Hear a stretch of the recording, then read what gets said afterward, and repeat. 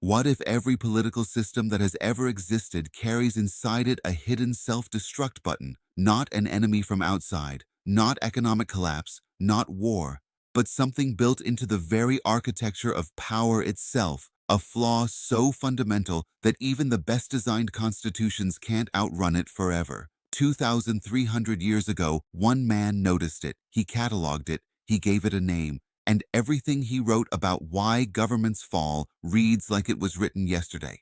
About strongmen, oligarchies, angry mobs, and the terrifying moment when democracy hands itself willingly to a tyrant. His name was Aristotle. And if you want to understand why modern republics fracture, why revolutions happen, and why the country you live in might be closer to collapse than you think, you need to understand his theory of the political cycle. Today, we're going through it step by step. Plain language, no jargon walls. If this is your first time here, hit subscribe. We turn dense philosophy into survival tools for the modern world. Let's go. Part 1. The Framework. 2 questions that reveal everything. Here's what makes Aristotle different from almost everyone who came before him.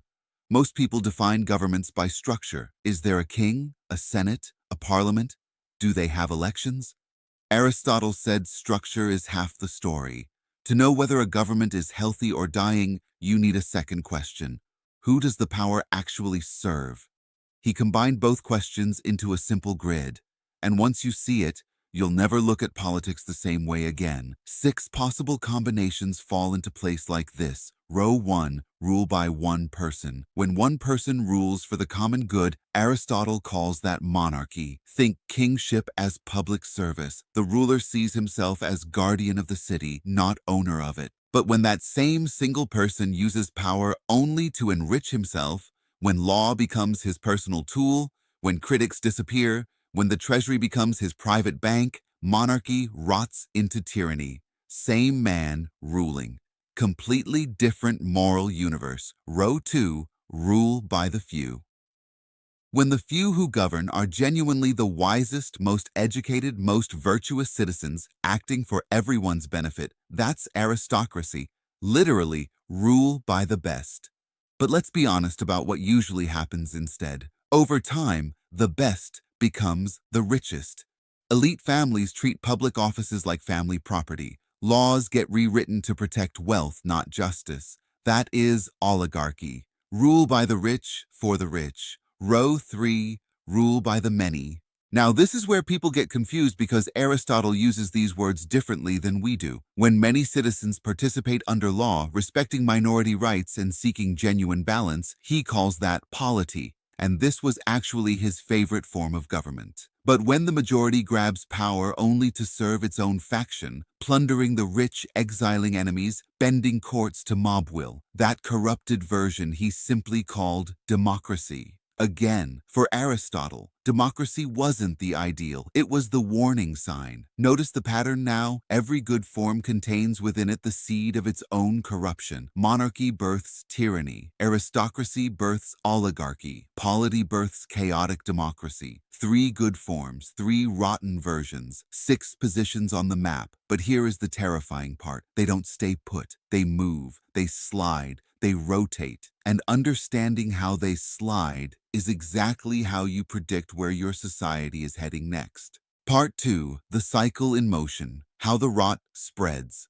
So how does a perfectly good government become a bad one? It doesn't happen overnight. Aristotle described it as slow corrosion, often invisible until suddenly the whole thing snaps. Monarchy to tyranny. Imagine a nation in crisis, chaos everywhere. An extraordinary leader emerges. He unites people. He defeats real enemies. He refuses bribes. He sleeps 4 hours a night. Citizens love him. He is a true monarch, governing entirely for the common good. Then comes the fatal mistake humans keep making across all history: inheritance. His son inherits the crown. Did he earn it? No. Was he tested? No. He grows up surrounded by guards, flatterers, yes men. Never faces real resistance. Slowly, imperceptibly, he stops seeing the state as his responsibility and starts seeing it as his possession. First change is tiny. He uses treasury funds for a private project. Then he quietly jails one critic. Then he favors relatives over competent men. Before anyone realizes realizes the Constitution is dead letter. The king became a tyrant while the world watched and did nothing. Lesson: any system that depends entirely on the virtue of one person is always one weak successor away from tyranny. Aristocracy to oligarchy. Now imagine the wise nobles overthrowing that tyrant. They restore order, write fair laws, distribute offices carefully. For a generation it works. Then comes the substitution that kills aristocracy. Virtue gets replaced by bloodline, then by bank account.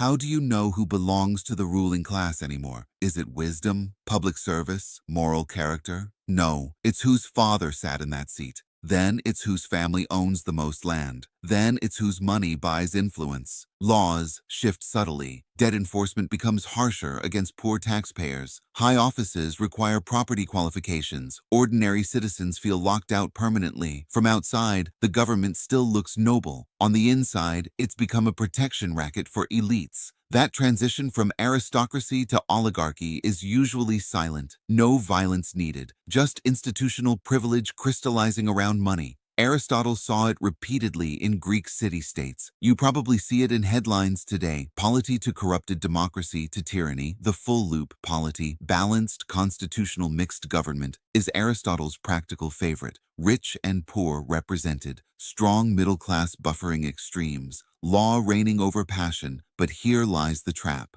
Balance requires restraint. Humans hate restraint.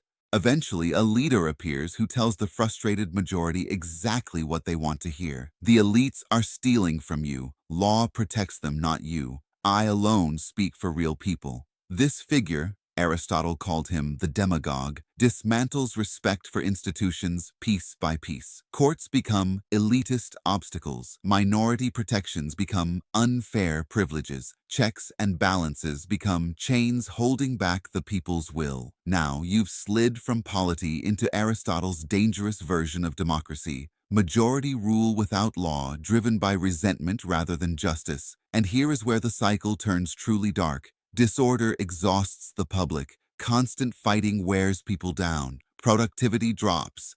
Fear rises. And into that exhaustion steps a savior, someone promising security, order, strength, revenge against old enemies, bread and circuses, restored greatness. Democracy voluntarily hands itself to a new tyranny. The wheel completes its rotation, and somewhere in history, another generation begins again, convinced their constitution will be different this time. It won't be, unless they learn what Aristotle learned. Part 3. Why this matters right now. Translating ancient theory to modern nations. You might be thinking, okay, but this was written for tiny Greek city-states of maybe 10,000 people. How does it apply to modern nations of millions? Because human nature hasn't upgraded since Athens. Our tools have: smartphones, nuclear weapons, global banking, mass media. But our software is identical. Ambition, fear, greed, pride, resentment, tribalism, and the irresistible temptation to confuse our own interest with the universal good. Let's translate Aristotle's 6 forms into current events. Modern monarchy/tyranny equivalent. Concentrated executive power, dictatorships, authoritarian presidents, revolutionary leaders, supreme leaders who arrive claiming to protect the nation and end up owning it. Whether they're wearing crowns or suits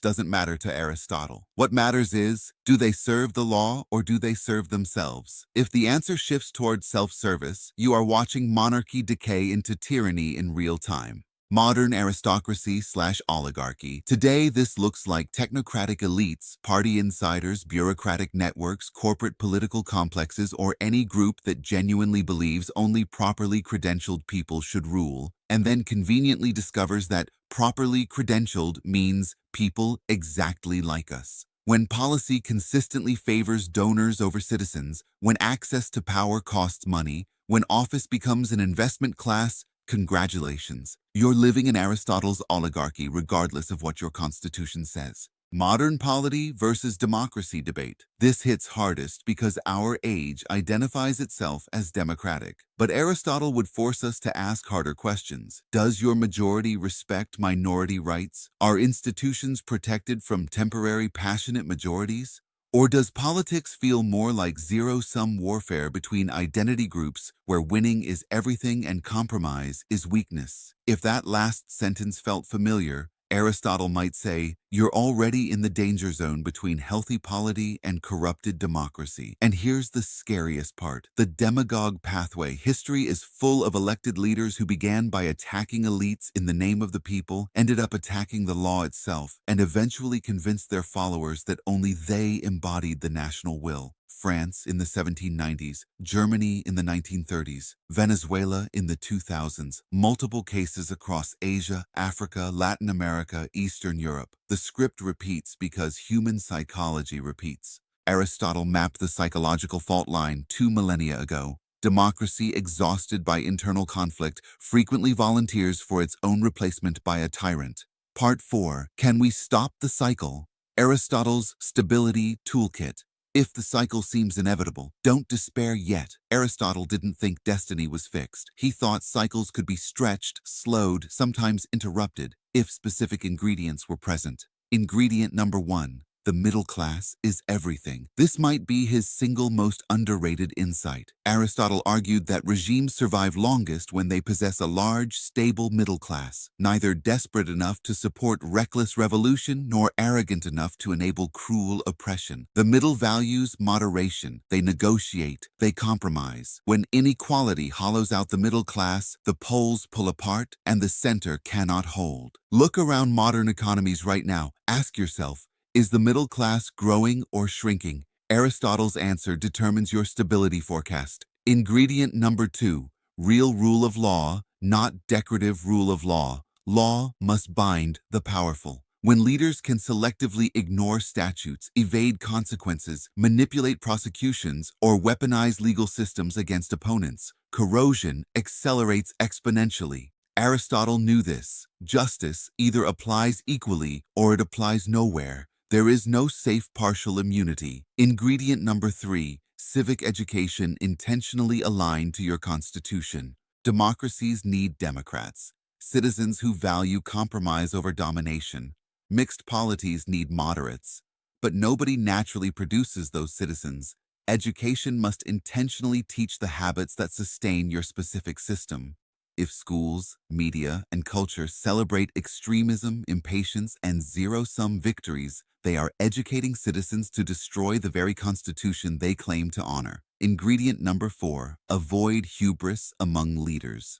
Aristotle noticed that many revolutions happen not because the oppressed suddenly rise up, but because the powerful become so arrogant that they humiliate people unnecessarily, creating enemies where neutral parties could have remained. Restraint in victory preserves peace. Gloating fuels retaliation cycles that ultimately destroy the winners too. These 4 ingredients together create resilience. None guarantee immortality. All extend lifespan significantly. Constitutions aren't preserved by parchment alone. They're preserved by daily habits of behavior that match the document's spirit.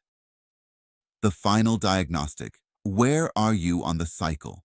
I want to end with a question that Aristotle leaves hanging over every reader. Is your government actually serving the common good? Not theoretically, practically.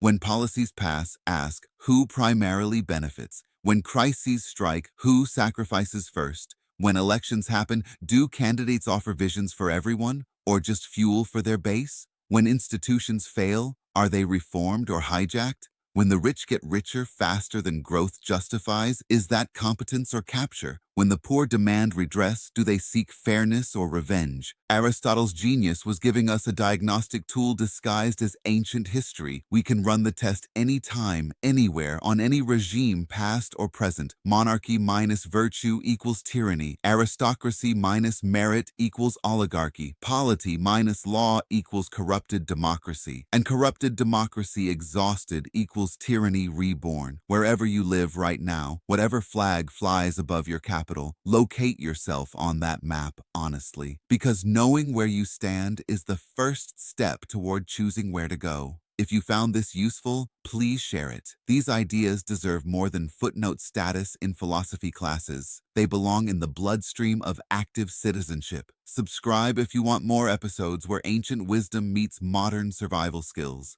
In our next video, we're breaking down how Machiavelli's advice to princes explains certain leaders you see in headlines today. It's darker than Aristotle and arguably more immediately relevant. Don't miss it. Until then, read the signs, preserve the balance, and remember, every cycle can be interrupted, but only by people willing to interrupt it.